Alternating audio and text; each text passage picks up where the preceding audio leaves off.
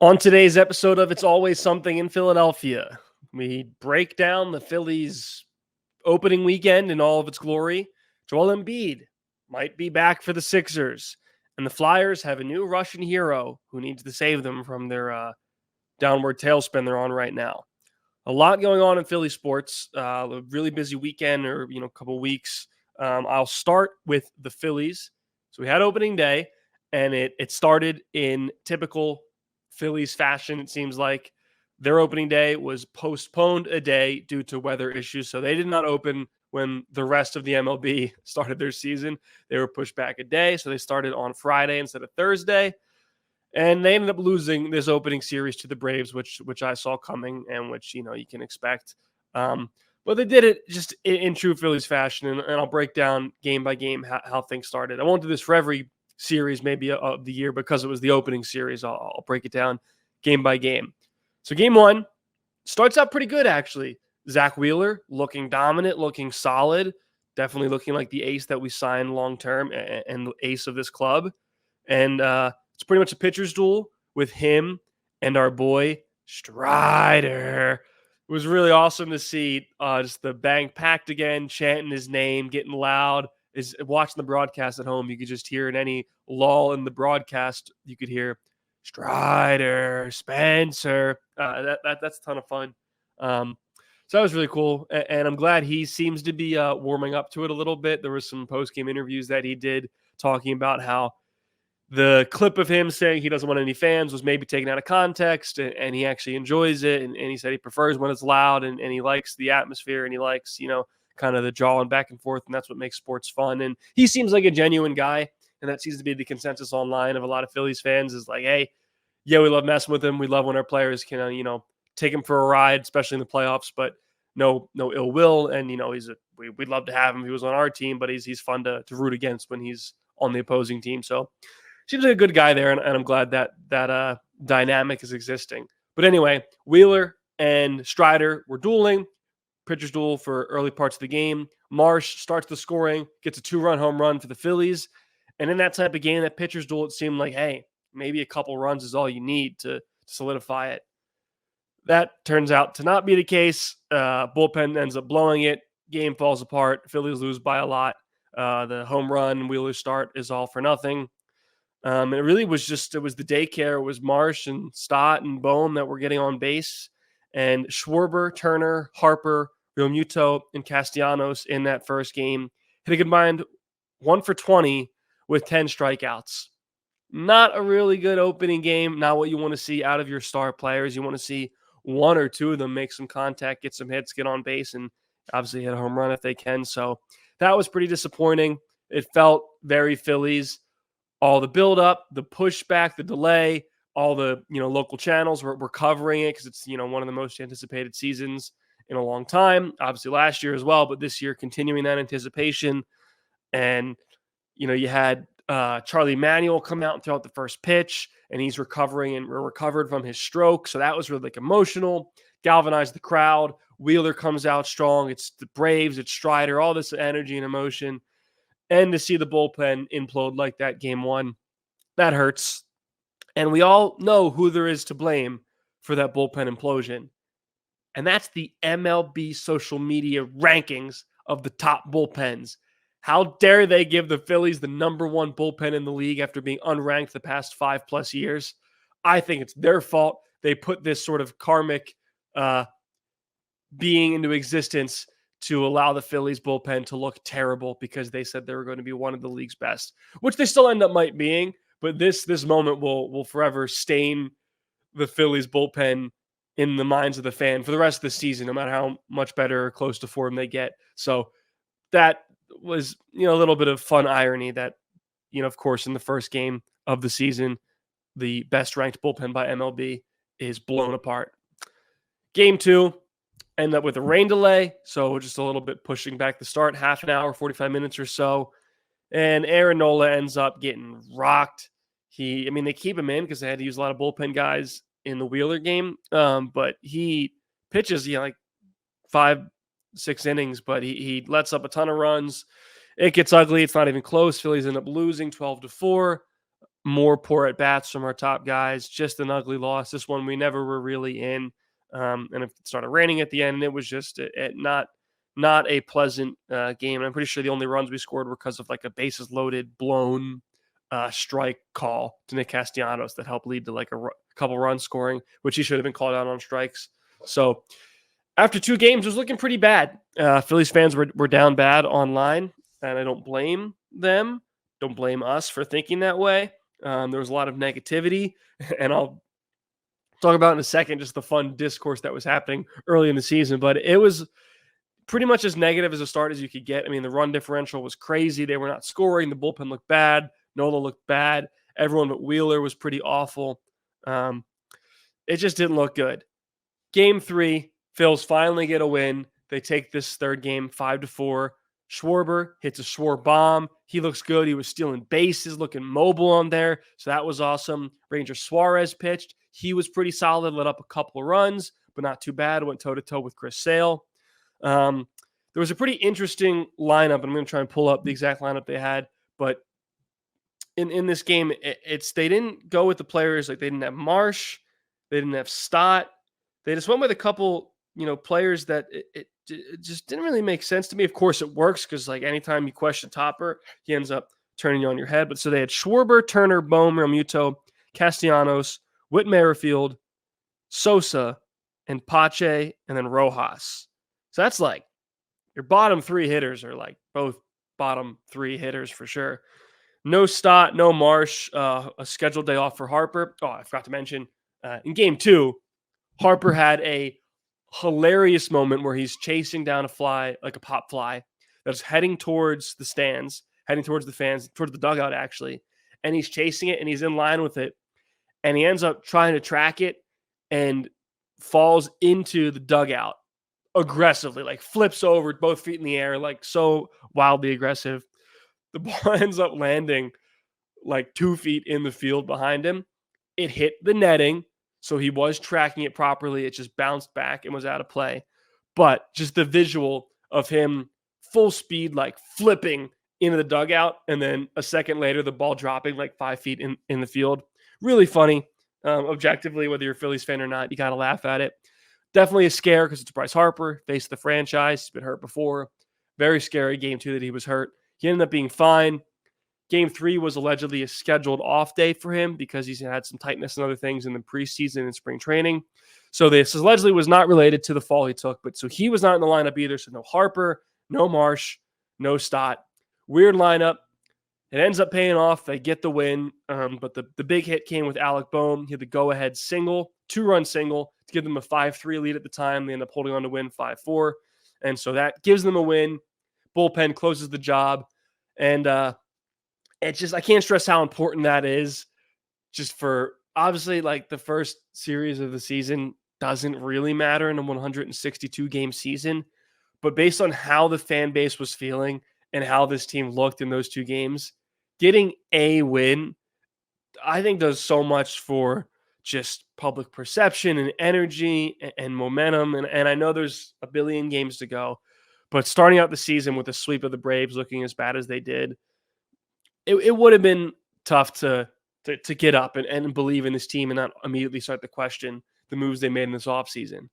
And so that brings me to the discourse that's already spurred online about this team.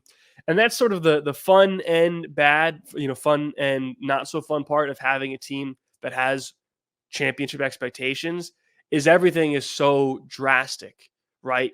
And so with these first 2 games, there's people who were losing their minds and were saying, oh my God, this is why they shouldn't have, brought back the same team. They didn't get better at all. And they're just bringing out the same product and they're never going to win, blah, blah, blah. Then you have other people saying, oh, you're overreacting. How dare you? It's the first couple games of the season. Then you have reactors to that reaction being like, it's okay to be a fan. It's okay to be passionate. It's okay to hold the team accountable. A lot of real negative energy that comes with 2 blowout losses. I think I'll take the middle view. It's all good. I think it's good as a fan base and very much acceptable to have expectations for your team and to be frustrated when those teams let you down, especially when there was maybe roster issues, maybe not roster issues, but areas that could have been improved on or areas of weakness that you've seen from this team, and then those areas were not specifically improved on, and it was more of a, hey, we're bringing the same guys back, but we're going to be better together and we'll be better. Um, and to see those similar issues, the bullpen not holding up its end of the bargain, are highly paid and high-end offensive players not producing, those similar issues, and there's really not a lot that you can do about that in the moment. It's just if you wanted to overhaul the lineup, I guess you could do that. But anyway, I understand that frustration, and it's not spring training. This is the real deal. These games do count for your record for something. And so to see those things fall short, absolutely frustrating. And it's okay to voice that opinion, and you're okay as a fan to do that. On the other hand, if you're a fan and you're not stressed about this, you kind of brush it off, that's also okay, because it's a 162 game season and they could win, the next 159. Like it doesn't really matter. It's not like the be all end all. It just definitely is a good, indicator of what this team is or still is. They're not going to magically be different without drastic lineup changes. But to me, I think there's one thing that you need to keep in mind with this series. It was the opening day series, so still coming back off spring training. Not everyone's fresh, whatever. It's early, it's cold, all that stuff. The Braves are really good. The Braves are a really good regular season team. The broadcast was saying it pretty much every game. Their top 4 hitters are in the top 10 of baseball, best hitters. Excuse me. There's another one. That's what I get for complimenting the Braves. My body's reacting negatively to it. But in all seriousness, like, they're a really good team. And so, yeah, like, the pitching looked bad and the hitters look bad, but like, this is a team that can smack the crap out of the ball and has good starting pitching and a good bullpen. Like, they're, for 2 and going to be 3 years in a row, they're going to be one of the best teams in the regular season in baseball. So like, that's kind of a hard, starting point to start it at, when your team's maybe not the freshest or maybe not hitting the best and everything's not in rhythm because it's the start of the season, to go up against this team in the Braves, who all they do is just get hits and get people on base and score runs. Yeah, that's pretty tough. So when your offense is slow or your pitching is maybe lacking a little bit, this Braves team will make you capitalize, or make you pay and will capitalize on it. So I think there's a little bit of that too. With this is just a really good team, and they showed it. With that said, still a very Philadelphia Phillies start to the season. This is how they've started the past 2 years. They've been really, really bad on their opening series and just in the opening of the season. What I want to see now, our opening series is done. You got the emotion and momentum and energy. That's all done. You played the Braves, took 1 of 3, live with it, whatever. Now, how do you respond right now? How do you continue on through the rest of now April through May without becoming a 500 or below team?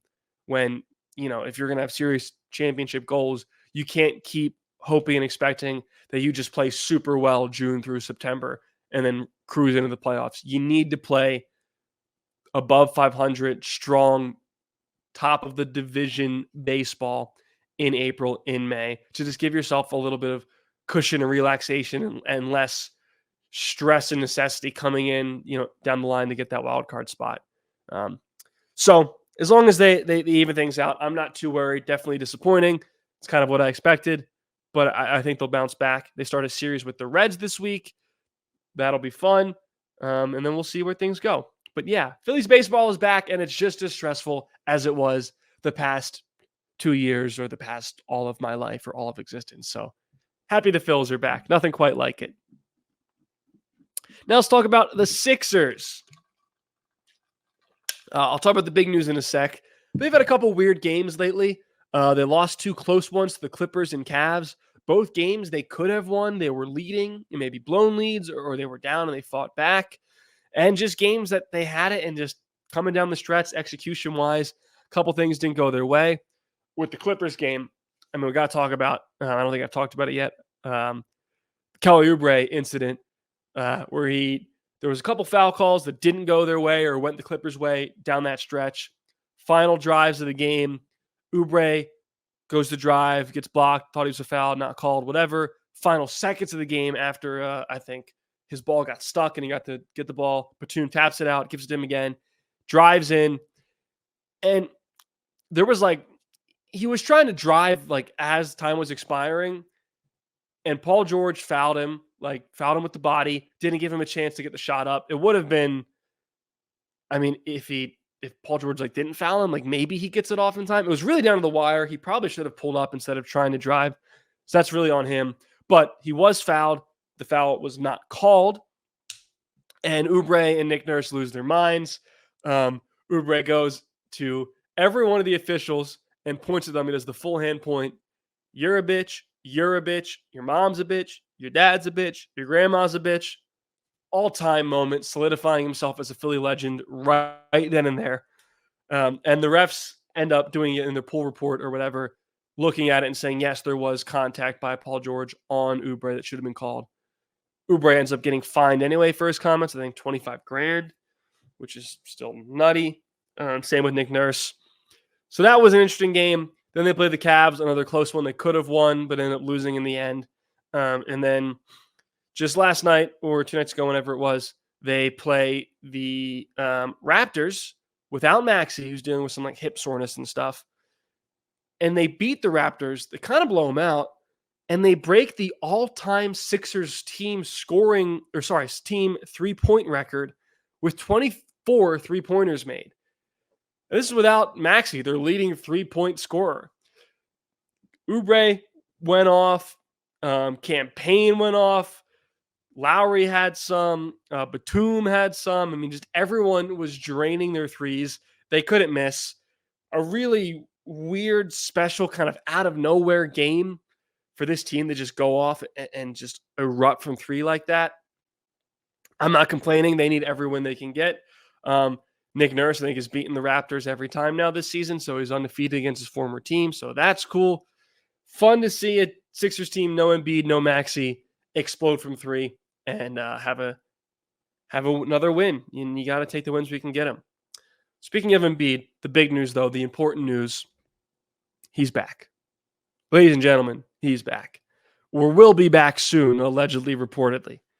So for the past week, the Sixers social media has been putting out clips or pictures of Embiid. He's got his cornrows in, which, by the way, I freaking love the cornrows on Embiid. Maybe it's because I grew up an Allen Iverson guy and I just love that look. I think he looks sick with them. Normally in previous years, he always has them when in preseason, and then when he comes back to play, he goes with his normal hair. You do you. It's your life. I think you look awesome with the cornrows. That's just me. Anyway, so they're posting pics of him practicing and training, and then a clip came out a couple days ago of him putting up shots and practicing with the team. And it was just reported today by Woj that per ESPN sources, 76er star Joel Embiid is nearing a return and expected to play this week. The reigning MVP has been out since January 30th with a left meniscus injury. His status for Tuesday versus OKC is expected later today. So Woj is reporting that they expect Embiid to come back and play this week. Now, I've checked the NBA injury report as of today, which it is 4 p.m. Eastern Standard Time. Today's injury report says he is out for tomorrow's game against the Thunder. That could change, but I think that means he's definitely out. If not, he would have been questionable, which right now, Max is questionable or even doubtful. He is listed as out along with Covington and Melton and Ricky Council. So I would expect him to come back at some point later this week, maybe for the Heat game on Thursday, if not the Grizzlies game on Saturday. And look, I've said, for a while now, if he is not 100% and you're rushing him back, I don't think it's a good idea. But if everything is according to the proper timeline and he feels good, and if this were October, he'd be back the same, timeline anyway, then I'm all for it. Because he immediately makes his team a championship contender. That's how good he was playing before the injury. That's how well constructed this roster is for him. This team has sort of been tough to watch without Embiid because all of the players pretty much have been added specifically to work around Joel Embiid. So if he is 100% and this is the proper timeline and there's no rushing or pushing him back in too early, then I'm all in and I'm all for it. Do they win the championship this year? I don't know. But with him, if he plays the way he was playing earlier in the season, and if he's actually healthy during a playoff series, a playoff run, then yeah, I think they have just as good a chance of any. So I'm excited for that. Right now, they have 8 games left in the season, including this OKC Thunder game. So if he doesn't play, that'd be 7. I think getting in 8, 7, 8 games of ramp up just to get back and play before series, I think is really, really good for him, for the team to just get him feeling, playing in a full basketball game again, and to try and tinker with all these um, trade deadline acquisitions. How does he fit with Lowry? How do him and Hield finally look? What about him and Campaign? Whatever. Seeing how this team looks with Embiid back, I think is good, whether it propels them out of the play-in or not. So with that said, they're currently 2 games back of the 6th seed. Let me go to the standings really quickly. So they're in the 8th seed right now. They're 40-35, 1 game or game and a half behind the Heat, but 2 games behind the Pacers for that 6th seed. So it's theoretically possible they could win 2 or 3 more games than the Pacers in this last game of 8, this last stretch for them. Will they? Probably. I don't think so. I think they're going to end up in the play-in. It's just you're asking for stuff out of your control. But they have a pretty favorable schedule to end this season. They've got the Thunder tomorrow, obviously a good team. Heat on Thursday, pretty good team. But then they end the season, Grizzlies, Spurs, Pistons, Magic, Nets, with really the Magic being the best team out of that 6. So they have a good chance to win 6, maybe 7 out of their last 8, which I think they should. Does that get them out of the play-in again? I don't think so, but they have a shot.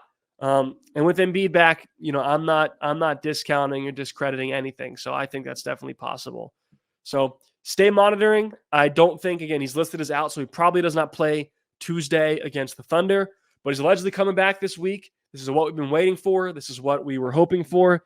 And once he's back, it's go time. It's real deal. We're trying to win a championship this year, right now. Will they? Who knows? But this is the best constructed roster around Embiid ever, or at least since the Jimmy Butler era. So you got to give it a swing and see how it goes. But I'm excited. The MVP'd is back. Really quickly, let's talk about the Flyers. We got good news and bad news. I'll start with the fun news of the good news. Ivan Fedotov, I'll get better at that. He came over from Russia and is joining the team. Hockey is really weird. NHL is really weird. So they drafted him a while ago, but then he played in Russia, and then they signed him to a contract to come to Philly to the NHL. But then he had to serve in the Russian military, and so he did. And then he was able to get out of his contract with his Russian league team, and he pretty much got out. It seems like, and came over, which to a lot of the fan base was really unexpected. Maybe Danny Briere kind of knew this was coming. I don't know. But so he's a goalie. He's going to serve as the backup goalie for this team. And this dude is just like a mammoth of a man. He's 6'7". He's huge. He looks hilarious, in front of just hockey net. It makes it look so tiny. I think he's pretty good. I obviously don't know too much about him, or how he fared in the Russian leagues, but there seems to be a lot of positive energy for him. And I think as a backup, that's great, because they haven't had a reliable backup goalie now that Samuel Ersson has been the go-to guy. And that is decided that, Ersson's not losing his starting spot, with a couple games left in the season. It's still, he's the guy, but he will serve as his backup goalie who can provide some much needed relief when they need it. So that's awesome, sort of surprising good news that they're getting this Russian gigantic goalie to come in. So yeah, this is a joke, but all Flyers fans, now you have to remove your "We Support Ukraine" yard signs out of your yard, because you got a Russian military goalie that's 6'7" protecting your net from some pucks. So that was a joke. Again, I don't actually mean that. Anyway, the bad news with the Flyers is they've lost 4 in a row, and they're sort of losing their way out of a playoff spot. They have now fallen behind the Caps in the division. They're technically tied with them in points, but they've played 2 less games than them. So they're behind them in the standings. They do currently hold the second wild card spot, but they're only 2 games up on that spot. So they're really not in the greatest zone right now, and they've been losing a lot. I know they're very injured, but they're not playing well. They have 7 games left in the season. and they really need to win most of these 7 games to make sure they make the playoffs. Again, they're in that wild card spot right now, but they need to start playing better. Let's look at their schedule right now. Got the Islanders tonight, Sabres, Blue Jackets, Canadians, Rangers, Devils, Caps. So they end the season, within their division, Rangers, Devils, Caps. Obviously, Rangers are well in. Devils are not. Caps, they'll be fighting for. So that could be a very important game. That could be for that third spot in the division against the Caps. So that'll be a really stressful end of the season. So they need to start playing better. But, the good news for them is they have their big Russian goalie. They are getting Jamie Drysdale back from that. Another key player come back from injury. So hopefully this team starts to get a little bit healthier. They win just enough to hold on and make the playoffs and bring some playoff hockey back to Philadelphia, because this town needs it and they will love it. And just any playoff experience, even for a team that's still young and rebuilding, is huge for the future. That's all I have today on today's episode. I haven't talked Eagles in a while, but there's been so much going on elsewhere. I just saw they extended Reed Blankenship to a 1-year deal through 2025. Good for Reed. Saquon, he's doing podcasts, trying to get Jason Kelce out of retirement. Kelce and Fletch are throwing out first pitches. Not a lot really going on in Eagles world. Saquon's working out with Jalen Hurts too. The amount of quad strength in that field when they're there, it's unmatched. But anyway, that's all I have for this episode. See you guys next time.